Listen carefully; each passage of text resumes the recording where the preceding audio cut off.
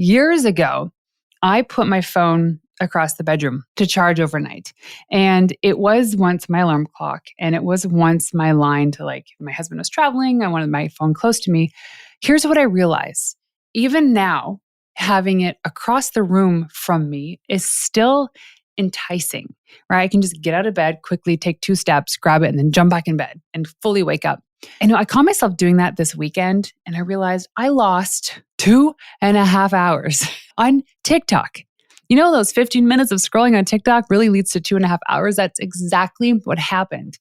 I also think, look at this stack of books next to me that I want to read. That is more productive and just as entertaining. Why didn't I do that?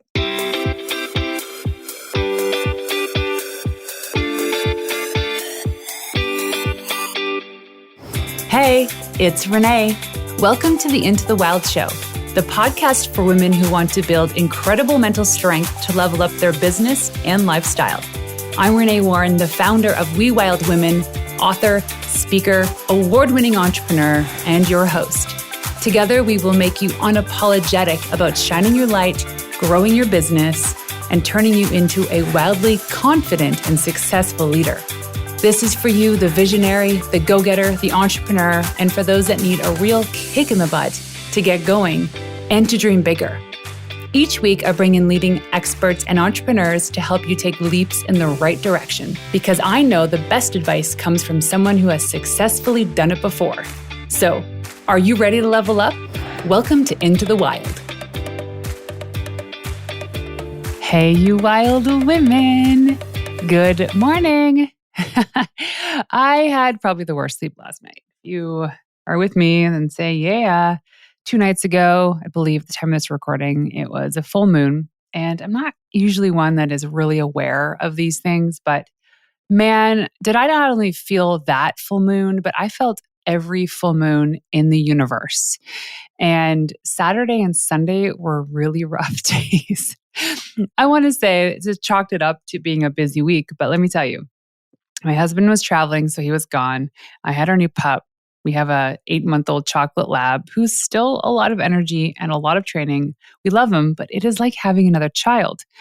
And I had both my boys, and there was soccer and soccer practices, soccer games. I had to step in to coach my son's basketball practice and basketball games because the coach was out of town, on top of onboarding 2 new retainer clients and going through an entire VIP day, which is probably the most mentally draining activity that I have on my list of things to do, and recording podcast episodes and really ramping up the business. Because here's the thing is in June, this is a beautiful opportunity, but we're gone for 3 weeks.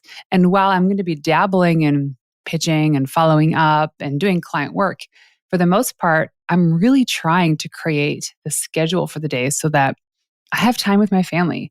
We're going on this really cool boat off the coast of Croatia. If you've ever been, heard it was beautiful. DM me some tips if you're tuning in and you've been. I'd love to know. But yeah, so all of this, that the preparation you need before you travel and to prepare the house, to prepare your kids, to prepare everybody, it's still on my mind. Even though it's less than a month away, it's still there because it's quite the journey. So anyways, on top of everything that was this week, I still managed to get to CrossFit 4 days, which really blew my mind because I never thought this would be possible. The thing that I noticed, though, that was the thing that affected me the most in the week was that I did not have good night's sleep. I had one night, so I have the Oura ring. It's a gorgeous ring that tracks your sleep. It tracks other things, but I kind of use it to gauge whether or not I had a good night's sleep, and my recovery index to really gauge how hard I should go at the gym.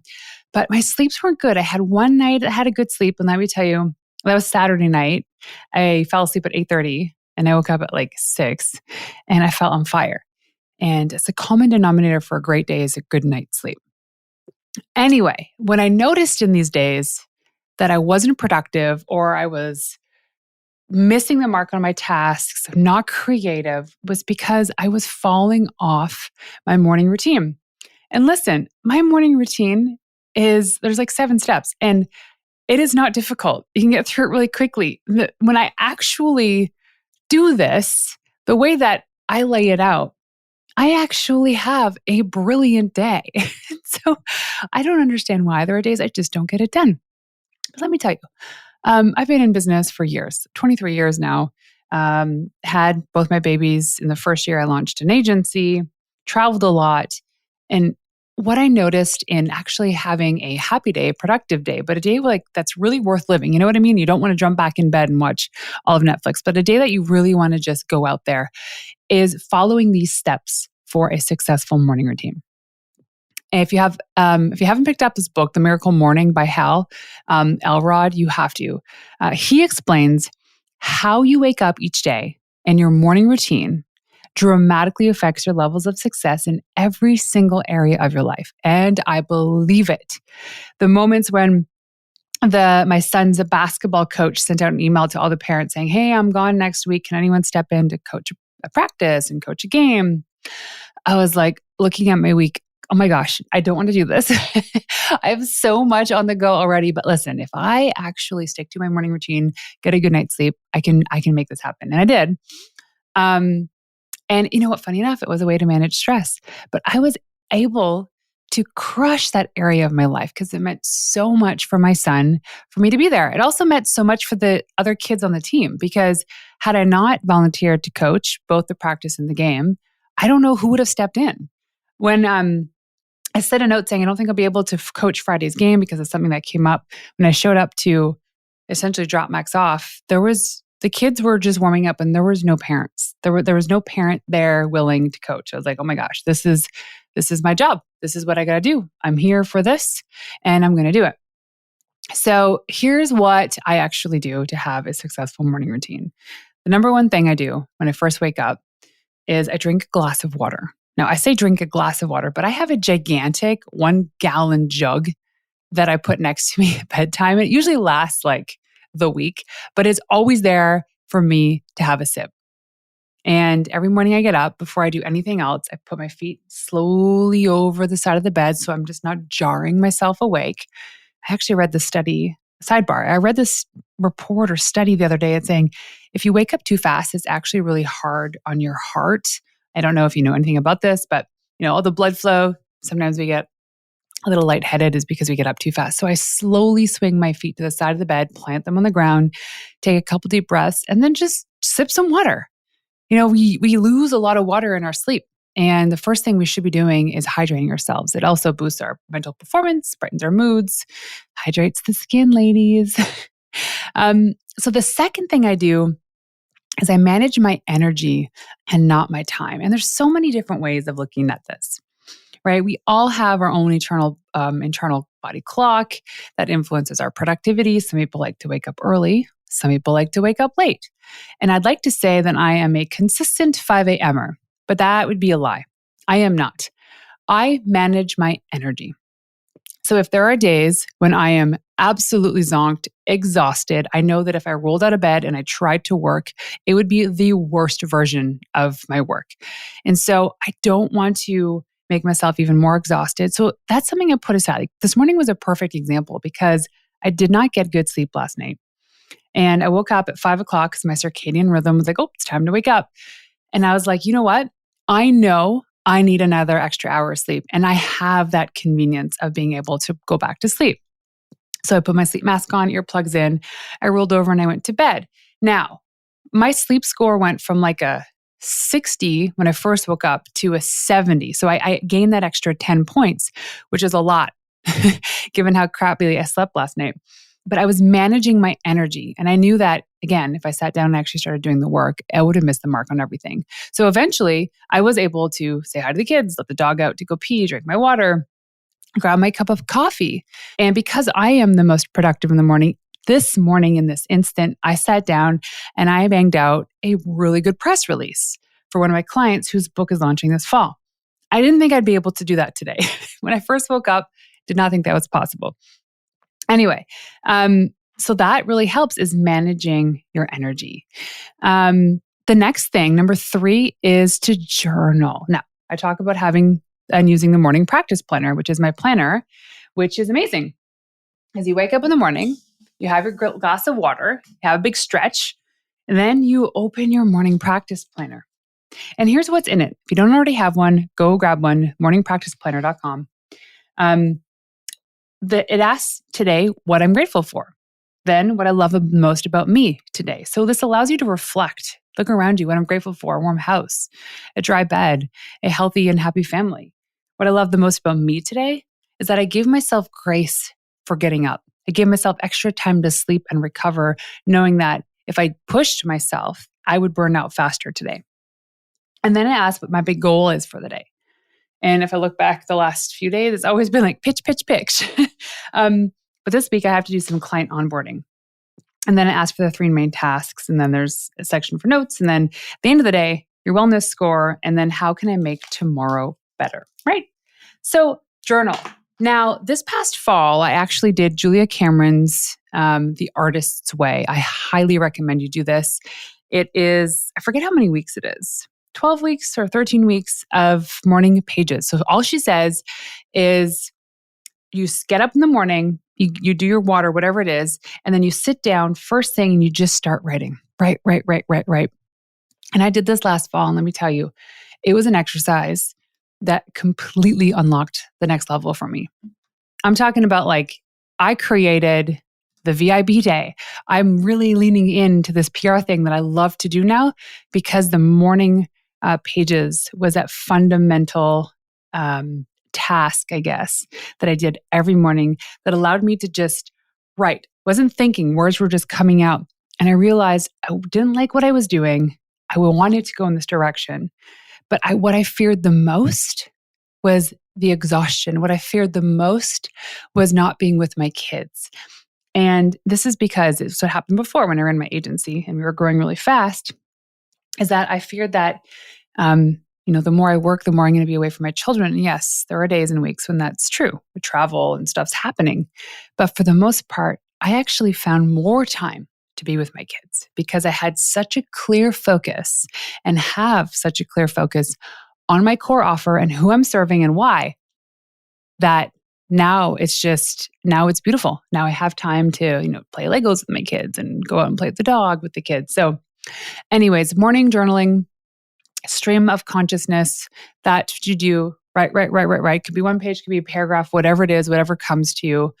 Do that. I know my good friend, Rachel Luna, she has her faith activated, I think, journal. That's another thing to check out. I'll put that in the show notes. But anyways, grab a piece of paper and just start writing. The next thing is do your repeatable morning actions. So in the morning practice planner, the very beginning of the planner is actually exercises. And I teach you what repeatable morning actions are, how to create ones for yourself, and how to use them. So repeatable morning actions are those set of repeated tasks that you must complete every single morning before you do anything else. Here's an example. For me, it's drink a glass of water, 30-second body stretch, write in my morning practice planner, check my bank account, and write for 30 minutes. If you look at that, it takes maybe 45 minutes to do that. Not even. Like 30 minutes of writing, water, stretch, not even. And we always think, oh my gosh, where am I going to find an extra 30 minutes or 45 minutes in the day to do this stuff? Where can you not? How can you afford? You can't afford to not do this. So I'm curious what your repeatable morning actions are. And in the planner, I actually teach you to write it on a sticky note or in pencil because these will change over time. The one thing I love about this is that as they become just a natural sequence of your morning flow, you can add something new in, right? Check bank account. Why did I put that on there? Because I do know this. The more you check your bank account, the more the money grows. At least personally, and from the people that I've coached in the past, is that when things aren't good, we avoid looking at it thinking it'll just fix itself, right? Check your bank account. Have that glass of water. Do a quick stretch. Get the body flowing. Get the blood pumping, right? And don't forget to journal. The next one, number 5, is avoid checking emails and messages first thing in the morning. So years ago, I put my phone across the bedroom to charge overnight. And it was once my alarm clock, and it was once my line to, like, my husband was traveling, I wanted my phone close to me. Here's what I realized is that even now, having it across the room from me is still enticing, right? I can just get out of bed, quickly take 2 steps, grab it, and then jump back in bed and fully wake up. And I caught myself doing that this weekend, and I realized I lost 2.5 hours on TikTok. You know, those 15 minutes of scrolling on TikTok really leads to 2.5 hours. That's exactly what happened. And while, there's part of me, it's the weekend, I'm relaxing, I also think, look at this stack of books next to me that I want to read. That is more productive and just as entertaining. Why didn't I do that? And so now I'm putting my phone even further and further away from me to charge overnight, arguably in a different room. Why do we need to have this thing next to us? And even checking emails. The moment you check your emails, somebody else gets control of you. So this is why I say in the planner, Sunday is your weekly planning. It only needs to take 5 to 10 minutes. All you're doing is you're looking at your calendar for the week. What do I have tomorrow and the next day and the next day and the next day and the next day? Are these meetings necessary? Can they be deleted altogether? Is that meeting actually 30-minute meeting instead of an hour? Is there anything that just shouldn't be in there at all? And then you're adding your tasks to your calendar. So I actually scheduled recording this podcast in my calendar for this morning as a task. Because here's the thing, is there are links to my calendar to book a call with me all over the internet. You can apply to be a VIP day. They're everywhere. And so that gives the internet the capability to book my time whenever I've made it available. So if I'm not actually scheduling these tasks into my calendar in the day, other people can snag it up. And guess what? Then my stuff doesn't get done. So when I say this is avoid checking emails and messages first thing in the morning because you've already created your task list for the day, right? You've already created your to-do list of the things that you have to do. These are the actions that need to be done today before anything else. The next one is sweat it out. You know what? To be honest with you, I'm not really a morning worker outer. However, I do get into the 6 a.m. CrossFit class every now and then.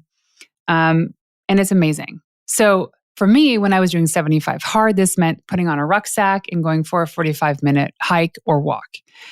And it was genius. I need to do this more, let me tell you. I really do need to do this more.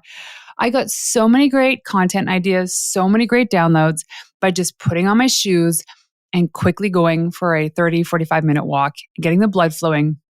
Sometimes I'd listen to a podcast. Rarely I'd listen to music. Sometimes I would just go with absolutely nothing and then just think through some things. And some people are worker outers in the morning because that's the only time of day they can do it. But make sure that it's something that you're consistently doing. Choose how many days of the week you're going to do it, right? And then make it done. So my good friend and former client, Janet Olmstead, she is Canada's play expert. She explains that you don't actually need to invest in an hour of working out. You can do it in as little as 10 minutes. And let me tell you, have you ever done a 6-minute ab workout? Yes, it burns and you want to barf because it's working. You don't need to work out for an hour. You don't even need to work out for 45 minutes or 30 minutes. You can just do something for 10 minutes as long as it's more than what you did yesterday. And your body just needs that sense, that get the blood flowing, the oxygen pumping throughout your body. It helps you become more creative and more productive, but also decreases your chances of getting diseases. So the last one, number 7, is always prepare the night before. So we have kind of an evening routine here. The first thing is for the boys, they have to have all their lunches ready, their bags packed, whatever hats or toques or mitts or whatever they need for the school day ready to go. If it's a biking to school day, then we have their bikes set up. You name it. We look at what is happening tomorrow. It's a 30,000-foot view of your week, but also specifically tomorrow. I can't tell you how many times I've almost missed, a 5 a.m. or a 6 a.m. phone call because I didn't check my calendar the night before. And why I get up so early for those calls is because we're located on the West Coast. And so we have clients on the East Coast and in Europe. And so I have to get on those early morning phone calls. But always check, quick peek, what's going on tomorrow? Is there anything I'm forgetting? How can I ease into the day? Because the more we can do tonight to prepare for tomorrow, the less the scurry and the hurry and the anxious feelings we'll have in the morning. Am I right? I even consider like what I'm having for breakfast the next day. If I'm warming up a hot lunch for the boys, I put all the utensils and everything out, like the blender and then the pots and the water, fill up the water on the pot if I'm making like spaghetti or something, so that I know what I need to do, but also it just helps me get everything done a lot faster. Right? So to have a successful morning routine will help you get on the right foot. It doesn't have to be perfect. It really doesn't. Even if you're just starting with one new thing. Maybe tonight is just have that glass of water next to your bed. Or maybe it's just have your bank account website open on your computer. So the first thing you see when you go to your computer is your bank account to go and check it. So keep it consistent, keep it simple, keep it sticky. If you have to put sticky notes on your mirrors, do that. Grab yourself a copy of the morning practice planner and have the most successful morning routine ever. Now, before I go, I did want to ask one last favor, because I know you're a wild woman. And as a wild woman, it's in us to support each other. If you haven't already done so, please go to iTunes or wherever you listen to a podcast that accepts reviews and leave me a 5-star review and a couple little words of wisdom, maybe something you've taken away or something that inspired you. That helps me understand that you like the show and help keep it going. Until next time. So there you have it. Thank you for tuning in to another episode of Into the Wild. To make this girl happy and to help reach other women who are dreaming of starting their business, please leave us a 5-star review on iTunes and everywhere you listen in. Also, if you want to find me in the wild, check me out on Instagram at Renee_Warren. That's RENEE_WARREN. And leaving you with one of my favorite tips of all time: the best advice you could ever receive is from someone who has successfully done it before you. Until next time, ladies, peace out.